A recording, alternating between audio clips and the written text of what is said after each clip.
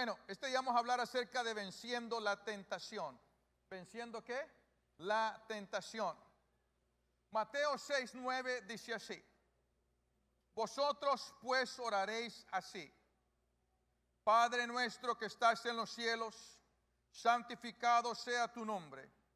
Venga tu reino, hágase tu voluntad como en el cielo, así también en la tierra. El pan nuestro de cada día, dánoslo hoy. Y perdona nuestras deudas, como también nosotros perdonamos a nuestros deudores. Y no nos metas en tentación, mas líbranos del mal. Porque tuyo es el reino y el poder y la gloria por todos los siglos. Amén. Amén. Si se le olvida cualquier cosa que voy a decir, porque voy a hablar por unos minutos, que no se le olvide lo siguiente que le voy a decir en este momento. Y es de que Dios ha hecho provisión para que nosotros salgamos vencedores en las tentaciones. Dios ha hecho ¿qué? Provisión para que nosotros salgamos vencedores en medio de las tentaciones. Se le olvida todo lo que voy a decir en este día, no se le olvide eso. Eso es lo que yo quiero que mantenga esta mañana en su corazón y en su mente. La verdad es que la vida está llena de trampas. La verdad es que la vida está llena de tentaciones. Y no es si es que van a haber tentaciones, sino que es cuando vengan ¿qué? Las tentaciones. Porque van a venir, eso es así. Caminamos en un mundo caído, caminamos en un mundo donde el enemigo tiene un propósito, y es de ¿qué? De llevarnos al infierno juntamente con él.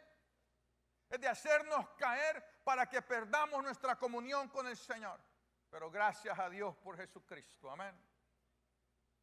Pero en este día, la mayoría de nosotros, no sé si usted es como yo, pero yo creo que la mayoría de nosotros como hispanos tenemos un trasfondo católico romano. Yo era acólito, monaguillo, yo era de los que estaba ahí ayudándole al Padre cuando era un niño en el altar. Y me enseñaron el Padre Nuestro.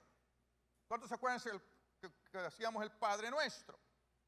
Y decíamos: no nos metas en tentación. Entonces pareciera de que cuando aprendimos esta oración del Padre, pareciese de que es Dios quien nos mete en tentación, la manera como lo estamos diciendo. Así que en este día lo primero que tenemos que hacer es ver esto de un lente más amplio, no de un lente diferente, pero de un lente ¿qué? Más amplio. Vamos en este día a tener una perspectiva correcta de este pasaje. La perspectiva ¿qué? Correcta.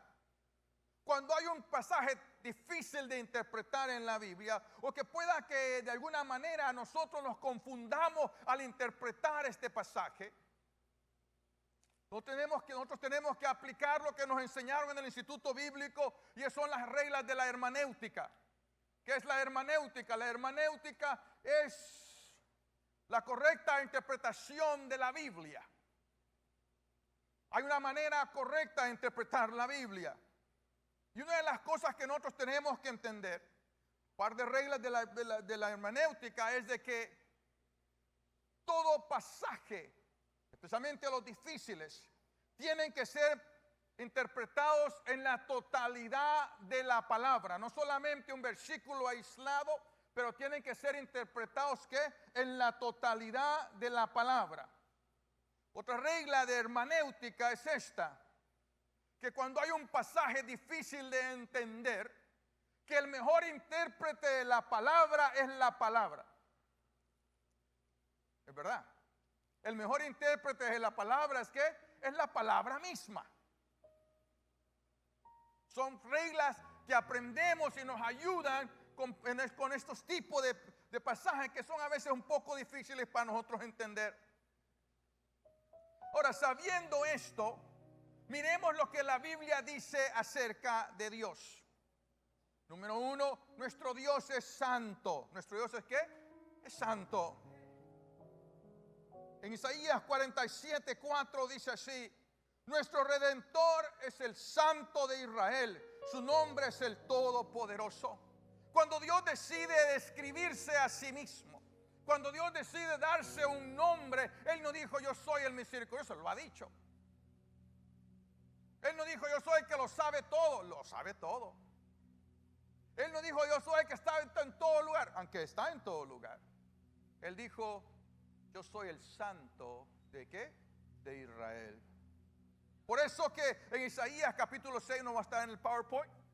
Usted se va a dar, si usted lee Isaías capítulo 6, lo que es la visión del profeta Isaías, encontramos de que alrededor del trono de Dios se describe la esencia de quien Dios es. Dios es santo, por eso que los serafines dicen, santo, santo, santo es quien Jehová de los ejércitos. Para llevar esto un poquito más allá, nosotros tenemos que llegar al entendimiento de que si somos creados a la imagen y semejanza del Señor, es donde, por eso que primera de Pedro 1:16 se aplica a nosotros, porque escrito, pues está escrito, sean santos, porque Dios dice, ¿porque qué? Porque yo soy ¿qué? Yo soy santo. Y somos hechos a la imagen de Dios, en esa semejanza a nuestro Creador. Pero ¿qué es ser santo? Santo es ser libre de culpa, de toda ¿qué? Toda culpa. Nuestro Señor ¿qué? Es libre de ¿qué? De toda culpa. Ahora, porque Dios es santo y su esencia es la santidad, entonces nosotros podemos decir con seguridad que Dios no tienta a nadie. Santiago 1:13 dice esto. Yo sé que estamos haciendo un estudio esta mañana. A veces es más fácil traer una predicación sobre un pasaje y explicar solamente un pasaje, pero estos son tiempos de establecer doctrina sobre la oración. Y si Dios dijo en el Padre Nuestro, que es la oración del Padre, no nos metas en tentación. Tenemos que luchar por el entendimiento sobre este versículo. Porque Dios, mire, Dios nunca tienta a nadie. Santiago 1:13 dice lo siguiente: cuando sean tentados, acuérdense de no decir, Dios me está tentando. Dios nunca es tentado a hacer el mal y jamás, ¿qué? Tienta a nadie. Dios no tienta ¿a qué? A nadie. Todo lo que viene de Dios, entonces, podemos decir que es ¿qué? Es bueno. ¿Y qué? Y es perfecto. Es por eso que la versión del lenguaje actual, ese versículo en Santiago 1:17 dice, Dios nunca cambia. Fue Dios quien creó todas las estrellas del cielo y en quien nos ha dado todo lo bueno y todo lo perfecto. Y esa es una tremenda seguridad en la vida que tenemos en la vida. Que todo lo bueno, que todo lo que Dios nos va a dar va a ser ¿qué? Bueno. Tal vez en el momento no lo consideremos bueno, pero todo lo que Dios nos da es ¿qué? Es bueno.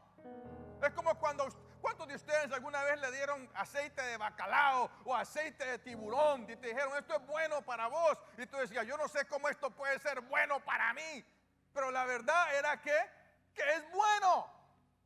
A veces no nos gusta, pero son ¿qué? Mi esposa me da aceititos en casa.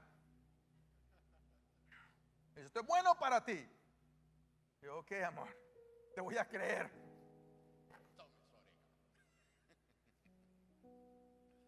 La tentación, dice la Biblia, que viene para apartarnos de Dios.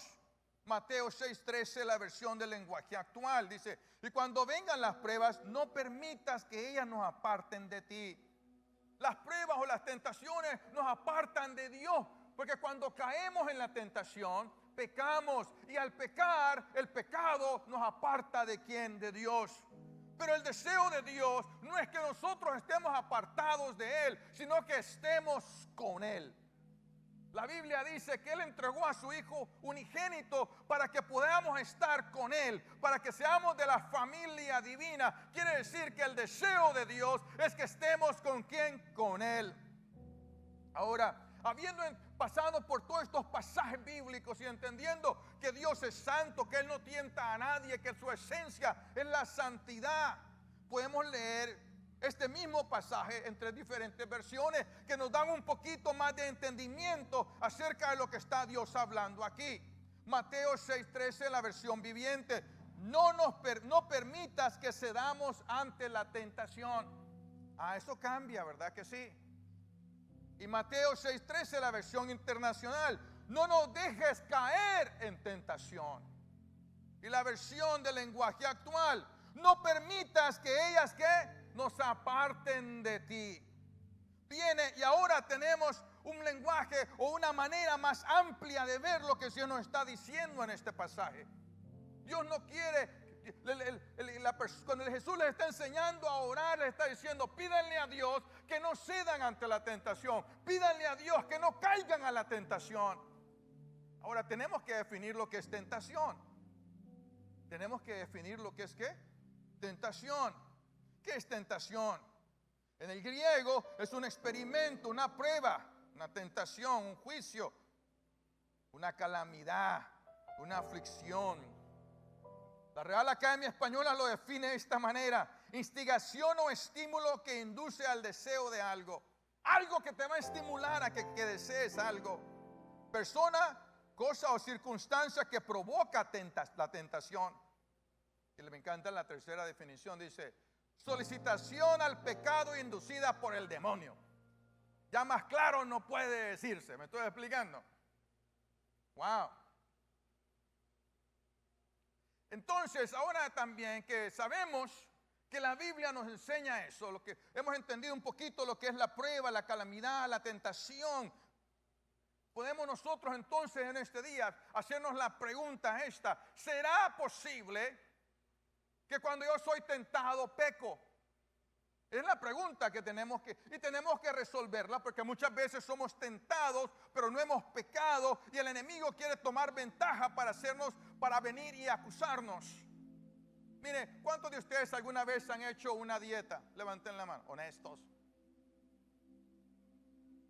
¿Verdad que cuando decimos vamos a hacer dieta, y si decís por lo menos ya no voy a comer pan? ¿Cuántos de ustedes alguna vez han dicho yo no voy a comer pan? Todas las semanas. Y de repente el momento que decimos ya no voy a comer pan, alguien se aparece con un pastelito de guayaba con queso. Alguien se aparece con un pastel de manzana calientito y con un bote de nieve de vainilla a un lado. Alguien se va a aparecer con el pan que a mí más te gusta. Y de repente dices, no, estoy a dieta. Y vas y lo pones en el refrigerador. Y vas y abres el refrigerador para tomar agua. Y está el pastel ahí.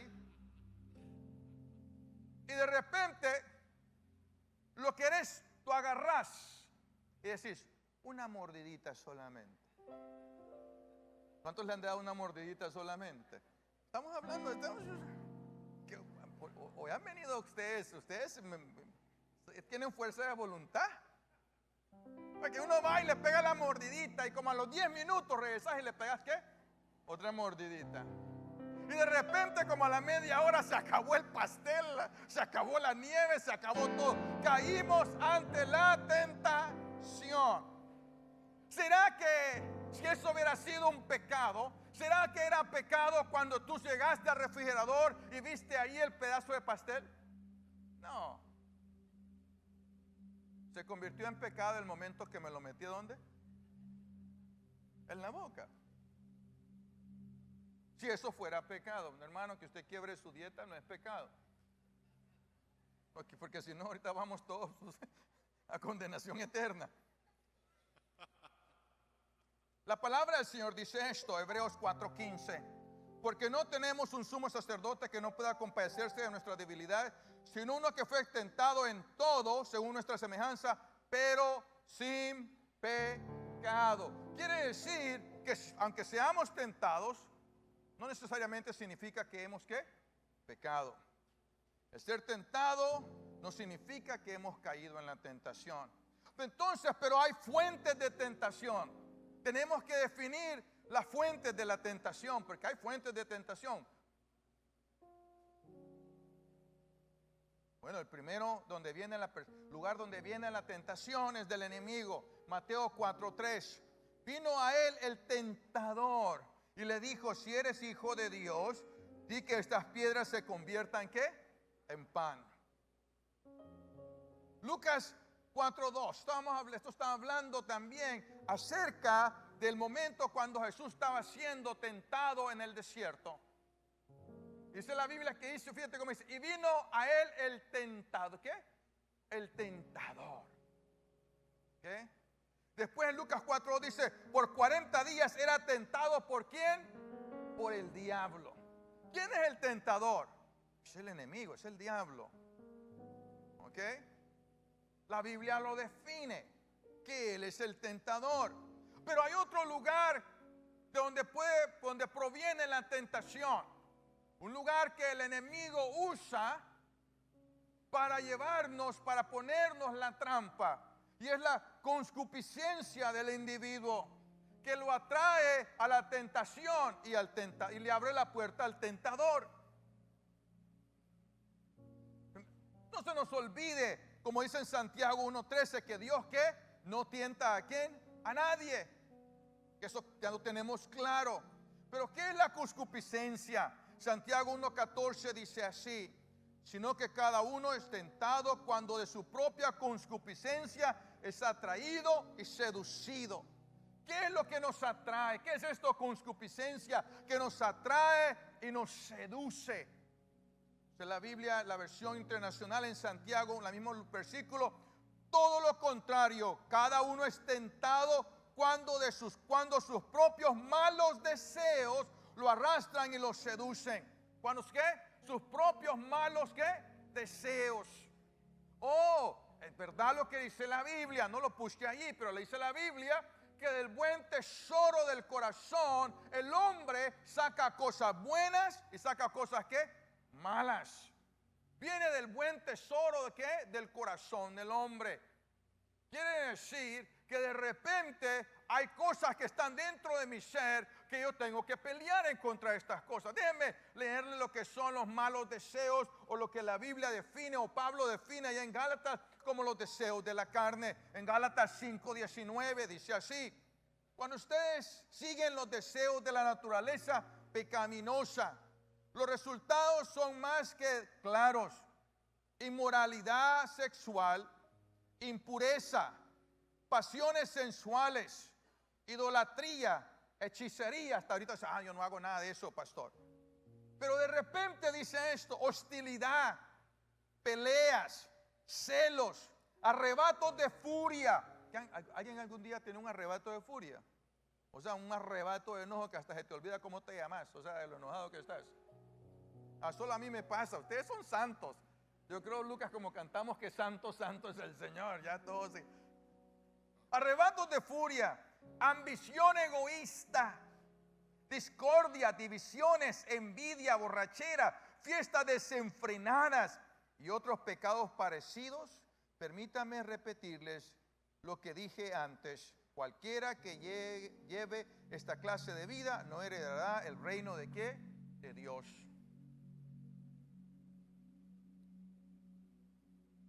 Quiere decir, mire, vamos a tomar un paréntesis y vamos a hablar un poco como con un poquito más de honestidad. Vamos a meterle un poquito más. ¿Cuántos de ustedes alguna vez le dan ganas de dar un pescozón a alguien? Ya siendo cristiano, ¿verdad que sí? O sea, no estamos hablando cuando ahora, no, es que te han enojado y hasta te tiembla la mano. Estás así. Y la estás agarrando con la otra mano. ¿Verdad que sí? Y dice, si me la encuentro, la desgreño. ¿De dónde viene ese deseo? Esos malos deseos que vienen de la concupiscencia del ser humano. Pero también habla de ambiciones egoístas. Hay ambiciones desenfrenadas. Y para mí, eso es uno de los problemas más peligrosos que el pueblo hispano tenemos en los Estados Unidos. Llegamos bien humildes. Ay, Señor, con que tenga un trabajito donde le pueda mandar un dinerito a mi papá o a mi mamá o a mi esposa en mi país. Ay, Señor, si tan solo me provieras para mi apartamentito, mi casita, un carrito. Pero de repente Dios nos comienza a prosperar. Y ya la casa que nos compramos ya queremos una más grande. Y el carro está bien bonito, está del año, pero ya queremos otro. porque ya salió el nuevo. ¿Y saben cómo nos esclavizamos? Porque este tipo de deseos nos esclaviza, hermanos. Y ahorita se lo voy a comprobar con la Biblia. Este tipo de deseo nos esclaviza. Y de repente la persona está trabajando 2, 3 trabajos en el día. ¿Por qué? No porque tenga necesidad, no porque no tenga techo, no porque no tenga carro, sino porque queremos más. De repente nuestra ambición se ha descontrolado y nuestras familias comienzan a sufrir. Nuestros hijos comienzan a sufrir la falta de un padre o de una madre en casa. Porque queremos algo, queremos más y queremos más y queremos más. Y de repente somos esclavizados. Somos esclavizados por el carro del pago, por el pago de la casa. Somos esclavizados por el pago de todas las tarjetas que debemos. De repente somos esclavizados por los deseos que nos han llevado, nos han hecho sus esclavos. Mire lo que dice la Biblia en Tito 3:3. Porque nosotros también éramos en otro tiempo insensatos, rebeldes, extraviados, esclavos de concupiscencias y deleites diversos, viviendo en malicia y envidia, aborrecibles y aborreciendo unos al qué, a los otros. Wow. Quiere decir que de repente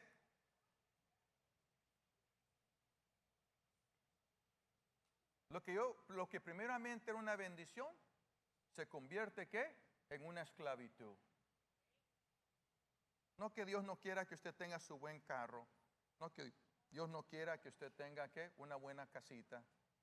No que Dios no quiera que usted tenga un buen trabajo. No, no es eso, hermano. Pero Dios no quiere que seamos esclavos de qué. Yo me acuerdo, mire, yo he notado hay personas que si tú les das, si en su trabajo, cuando toman vacaciones en sus trabajos, en vez de ponerse a descansar o pasar con la familia, ¿saben lo que hacen? Se van y buscan otro trabajo durante la vacación. Pues no, es que me dieron vacaciones en el trabajo y voy a aprovechar esto para hacer un poquito más de plata. Hay personas que trabajan y están obsesionados y ambicionados y no les prospera nada. ¿Sabe por qué? Porque no están en el pacto con el Señor. Porque aún lo que es del Señor ya lo comprometieron, sus diezmos y sus ofrendas. Y dice, no, cuando termine de pagar la casa, cuando termine de pagar el carro, cuando termine esto, y no te diste cuenta que el enemigo te ha esclavizado por los deseos descontrolados de ambición desordenada en nuestra vida. Que Dios nos ayude en este día. Miremos esto de una manera un poco más detenida. Santiago 1:14 dice, sus propios malos deseos los arrastran y los seducen. ¿Qué es seducir? Seducir es tentar, o como poner una carnada. Dice correctamente, es cebar un anzuelo, tender una trampa con cebo o carnada. En sentido figurado, atraer a una víctima a una trampa moral, atrayéndose a través de sus propios impulsos egoístas. Wow. Tremenda definición. Déjeme decirle algo en este día. No piense que el enemigo, mire, que si usted va, yo veo que la pareja, a veces alguien en la pareja es infiel. Y dice, pero ¿por qué fue infiel?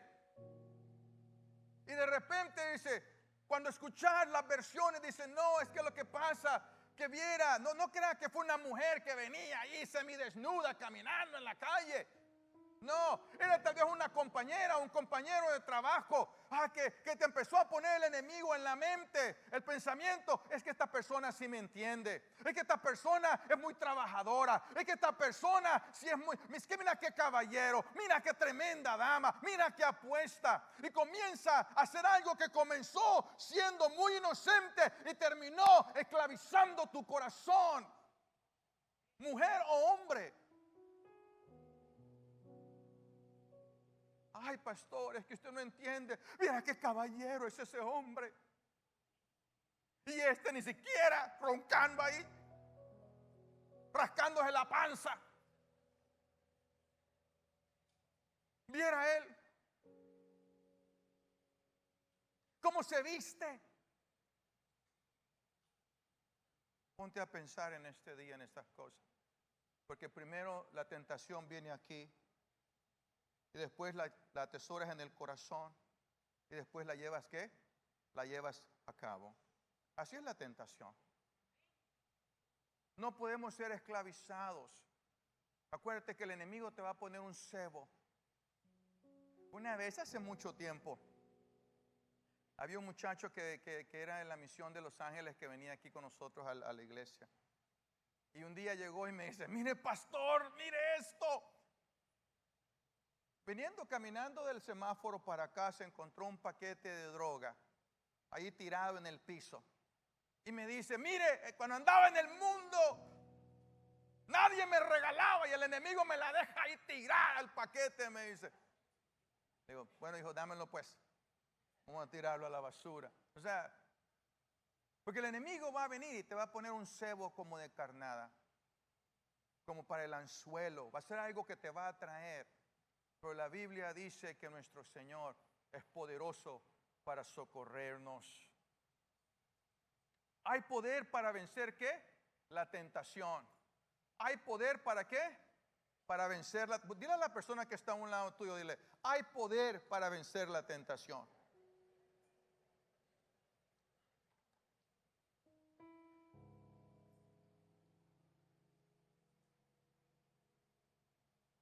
Primera de Corintios nos da, es un versículo tremendo y que nos da tres situaciones, tres estipulaciones que quiero que miremos. Primero leamos 1 Corintios 10:13. Las tentaciones que enfrentan en su vida no son distintas de las que otros atraviesan. Y Dios es fiel, no permitirá que la tentación sea mayor de lo que pueden soportar. Cuando sean tentados, Él les mostrará una salida para que puedan, ¿qué? Resistir. Tres cosas. Número uno dice: no son distintas. ¿No son qué? Distintas a las que otros han cruzado. Pero ¿sabe lo que va a tomar de nosotros? Va a tomar humildad. Que nosotros podamos ir con una persona que tiene más camino, más millaje que nosotros, y preguntarle: ¿cómo puedo hacer para vencer esta tentación? ¿Cómo puedo hacer para salir victorioso en esta situación? Tenemos que ser humildes y hacer las preguntas. Porque déjeme decirle, no hay nada nuevo debajo del sol, dice la Biblia.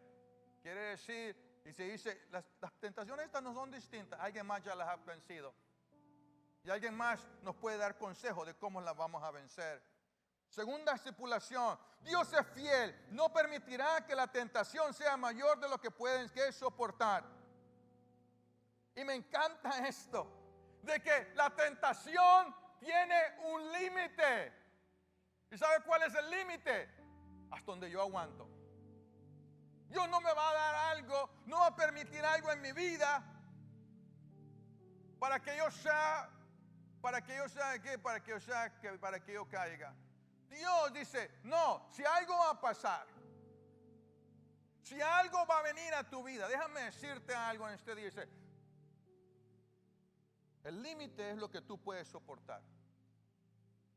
Tú vas a poder soportar esa. Quiere decir que cuando se aparezca la mujer que tanto lo entiende en el trabajo, hermano, cuando se aparezca aquella, la trabajadora, la que se ríe de sus chistes, usted diga: no, yo soy casado. Y háblele de su esposa a esa mujer. Dígale: a mi esposa también le gustarían tus chistes, dígale.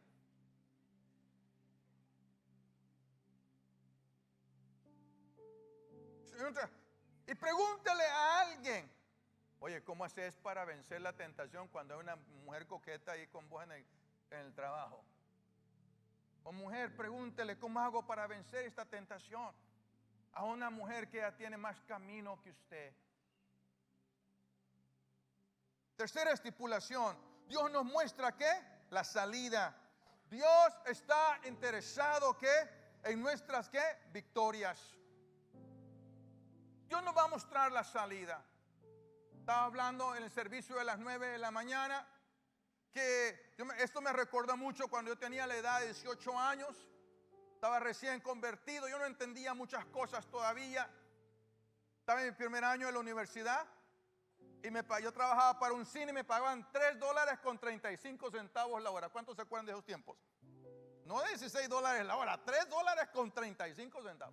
Cuando $100 eran $100, hermano. ¿Me estoy explicando? Y de repente, el Señor me dijo, quiero que ayunes por 3 días. 3 días. Sí, 3 días sin comer. Ok.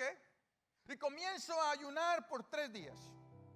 Y trabajaba en el cine y huelía el popcorn, huelía los hot dogs y los nachos y todo lo que venden en los cines, ¿verdad? Y se encierra el olor ahí, yo detrás del counter ahí vendiendo. Y para más que nosotros teníamos ahí el privilegio de comer lo que quisiéramos.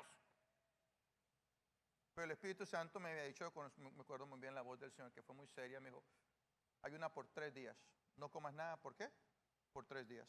Al final de los 3 días, llegó ahí un amigo del manager del ¿cómo se llama? Del cine, que el hombre llegaba ahí todo el tiempo. Y viene y me dice, Mario, tengo una oferta para ti. Le digo, una oferta de trabajo, me dijo. ¿Y cuál es el trabajo? Vas a ganar mucho dinero. Te vamos a pagar $50 la hora o $450 el día. Dije, wow, cuando ganamos $3.35 la hora, eso es plata. Y me dice, ¿qué es lo que tengo que hacer? Dice, tienes que hacer una película X-rated. Le dije, no.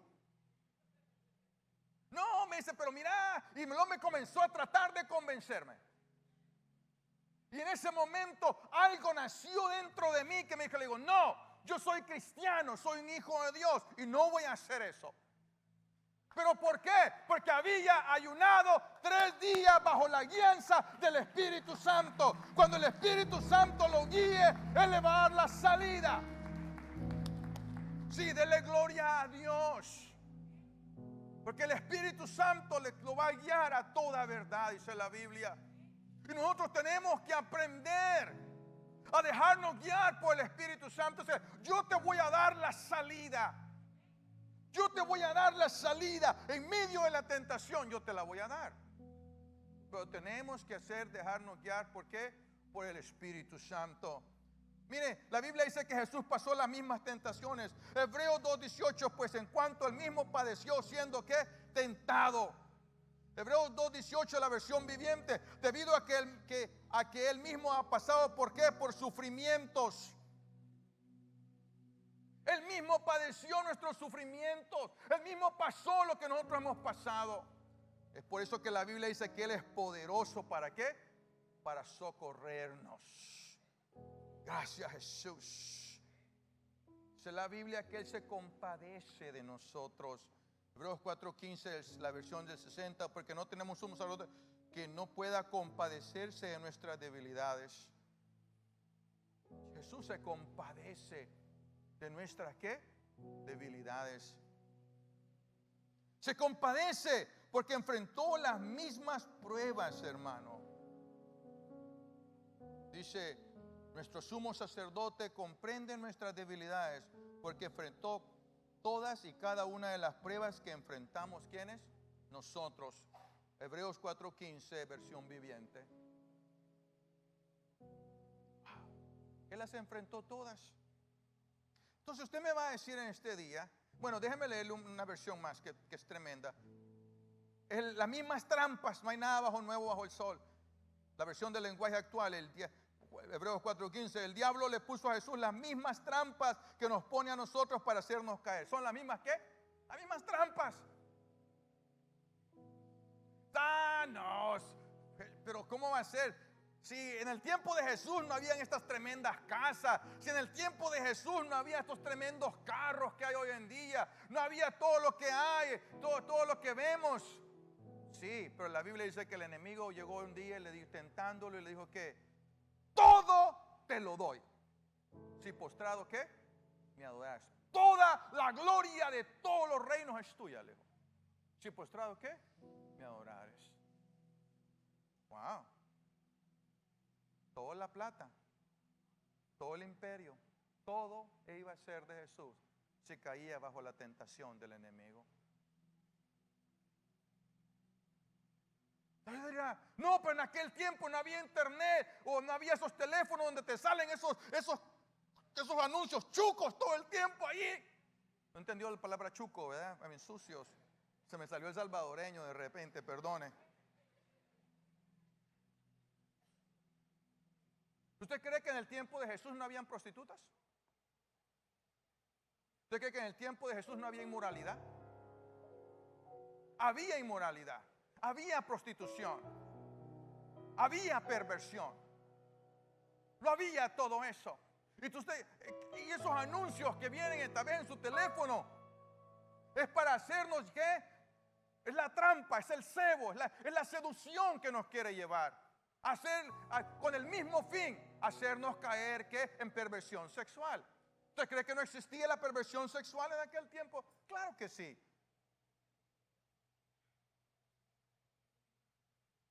Las mismas trampas. Pero Jesús nos dejó la fórmula para poder vencer la tentación. Mire, en el Getsemaní, la Biblia dice que Jesús oraba y decía, pase de mí esta copa, Señor, pero más hágase tu voluntad. Hablando acerca de la prueba, del momento que estaba viviendo, la Biblia dice que estaba sudando gruesas gotas como de sangre. Y en ese momento, el consejo que Jesús le dio a los discípulos fue esto: velar y orar para que, ¿qué? Para que no entréis, ¿qué? En tentación. Velar y orar para que no entréis, ¿qué? En tentación. Velen y oren para que no cedan ante la tentación. Cuando habla aquí de velar, está hablando de estar despierto, de vigilar, de estar despierto en la noche. Estoy vigilante. En un sentido figurado, dice, es estar literalmente, mantenerse despierto. Que cuando otros están dormidos espiritualmente hablando, usted esté despierto, hermano. Usted esté vigilante. Que mientras otros no están vigilando su vida, no están siendo responsables de su vida espiritual, usted lo sea. Velar, orar. Vengamos a los tiempos de oración. Gracias a Dios por todos los tiempos de oración que hay. Mire, del lunes, martes, miércoles y jueves, usted puede venir desde las 5 de la mañana hasta las 11 de la mañana y después regresar en las tardes. Nomás hable con uno de los pastores. Hay tiempos de oración. Busquemos, dice, mantengámonos, ¿qué? Vigilantes. Dice, velar y orar. Para concluir esta mañana,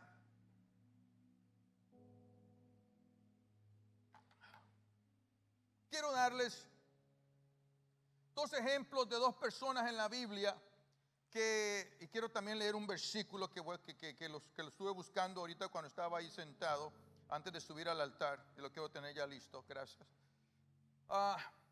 Dos ejemplos de dos personas, uno que no venció la tentación y otro que venció la tentación. El primer ejemplo es el ejemplo de Balaam.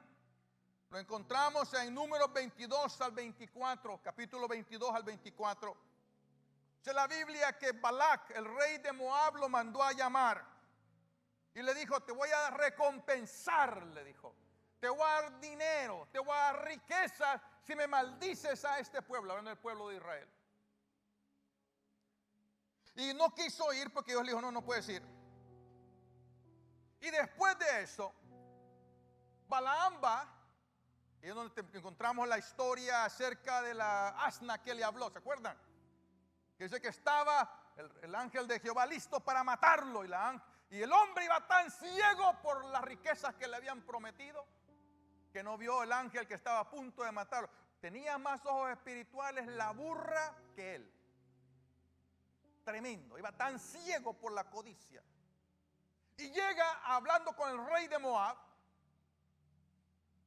Y dice la Biblia que no pudo maldecir al pueblo.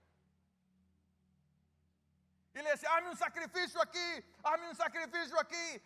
Y 3 veces intentó porque no pudo.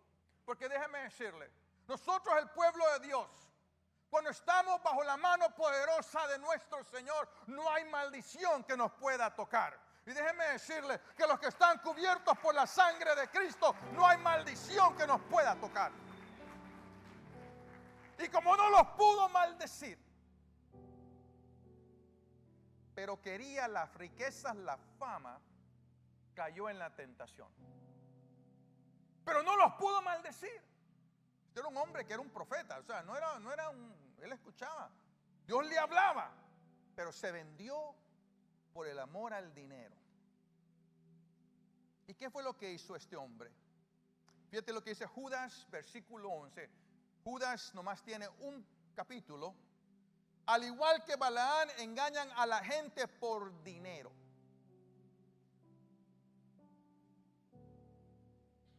¿Cuál fue el engaño de Balaán?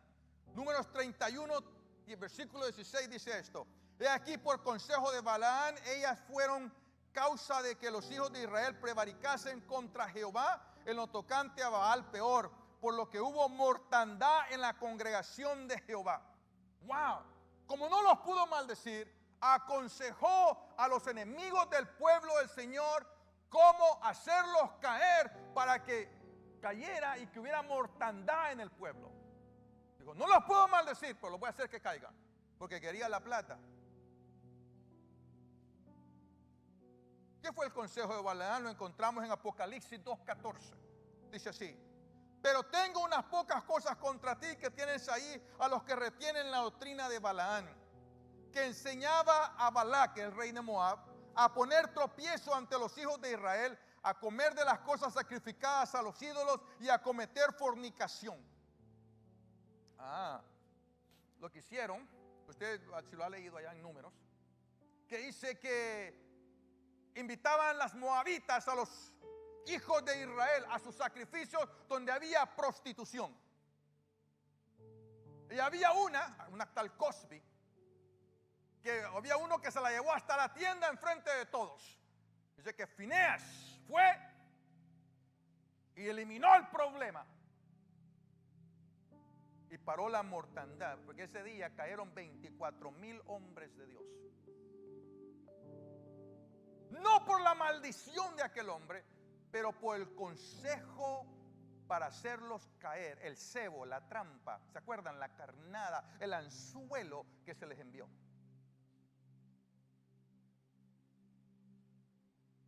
Después los hijos de Israel se les ordenó que los tenían que matar. Allá por Josué 13:22, no está en su Biblia, no está en las notas, pero dice la Biblia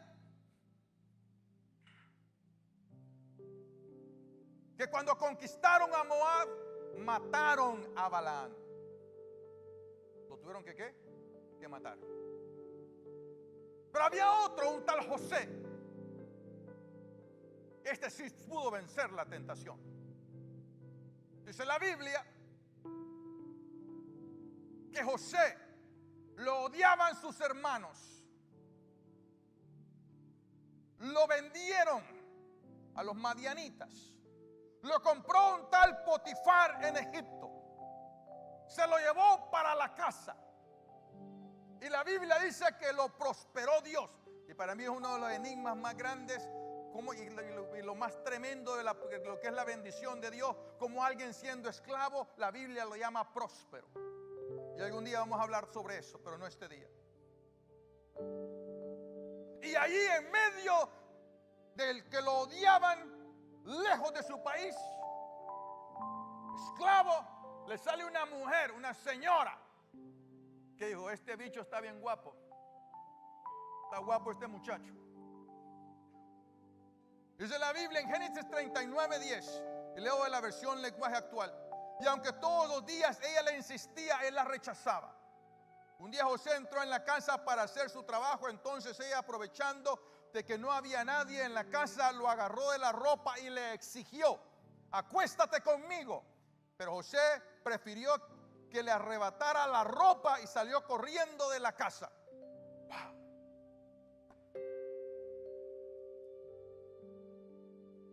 Ponte a pensar un momento lo que el enemigo le pudo haber dicho a José. ¿Qué es lo que el enemigo le pudo haber dicho a José? Pero ¿de qué te ha servido servir a Dios, al Dios de tus padres? Estás aquí, tu familia te odia, lejos de ellos. Todos piensan que estás aún muerto quizás, eres un esclavo. Capaz que si te acuestas con esta señora te va a ir bien, hasta te van a tratar mejor. ¿Te imaginas todo lo que el enemigo le debe haber dicho a este muchacho? Te va a ir bien. Pero él prefirió salir corriendo. Y por supuesto todos sabemos la historia, que lo metieron en la cárcel. Y cualquiera puede haber dicho, le va al pobre de mal en peor. No, pero en los caminos de Dios, esa situación lo puso a él un paso más cerca de estar en la realización de las promesas de Dios sobre su vida. Porque venció, terminó en la cárcel. Si él no vence la tentación, él hubiera terminado en la casa de Potifar y ahí hubiera muerto todas las promesas de Dios para su vida. Pero porque venció la tentación, terminó en la cárcel, y un día la Biblia dice que de ahí se lo llevaron al palacio de Faraón y lo pusieron como el administrador de todo aquel reino, de todo aquel imperio. ¿Te imaginas cuando llegaba la mujer a la corte de Faraón y miraba al que ella trató de seducir, sentado con autoridad hasta para mandarla a matar?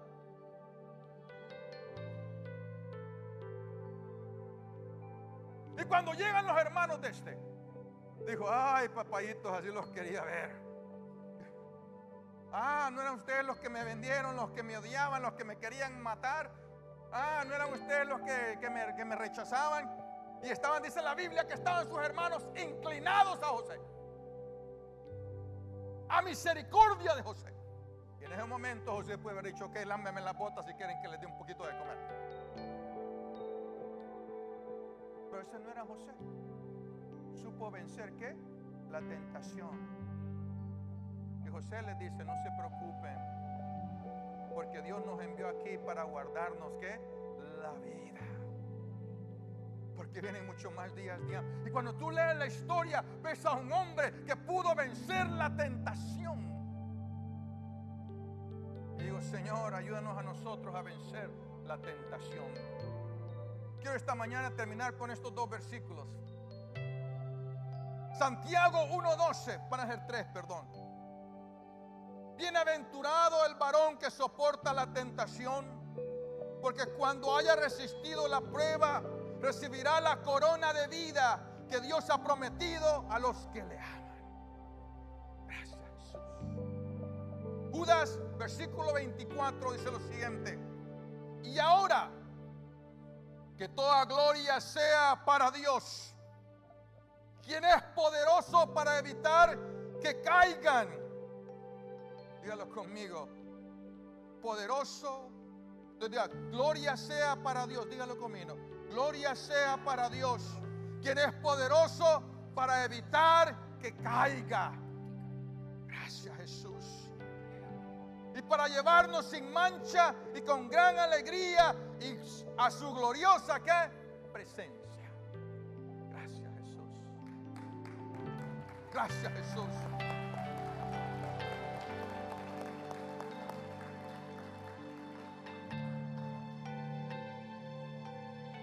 Y si cuando hemos caído en la tentación,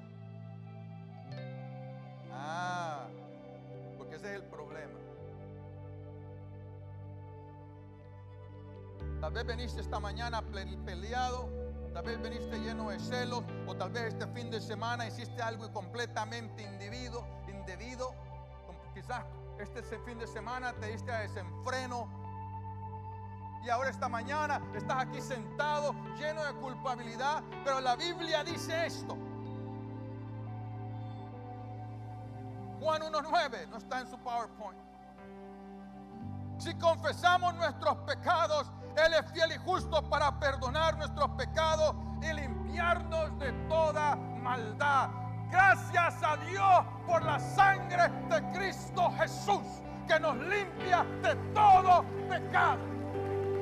Gracias a Dios por la sangre de Cristo Jesús, que cuando nos deslizamos, Él dice: no te preocupes, levántate, sacúdete el polvo, pídeme perdón, confiesa tu pecado.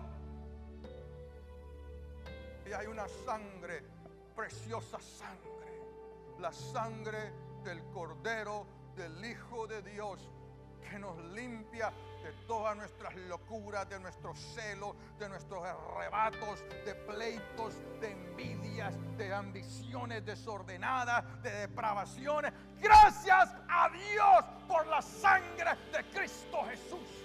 Como dice la Biblia, que aunque tus pecados sean rojos, serán blancos como la blanca lana. Y aunque sean rojos como el carmesí, serán blancos como la nieve. Gracias por la sangre de Cristo Jesús.